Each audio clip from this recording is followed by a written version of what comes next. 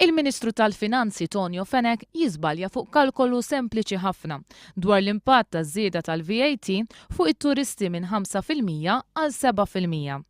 F'kumment lil One News il-bieraħ Fenek qal li kull turist se jkollu jħallas biss €1.33 u qal kif għamel dan il-kalkolu.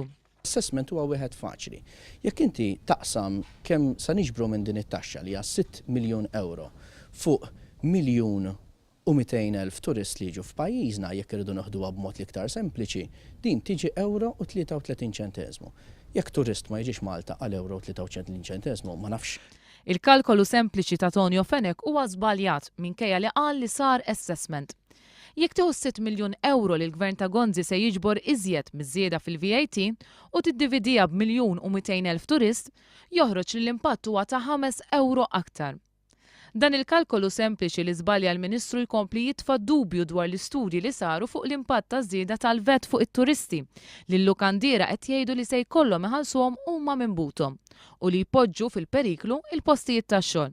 Il-Ministru Fenek huwa responsabbli mill-finanzi, taxxi u deficit.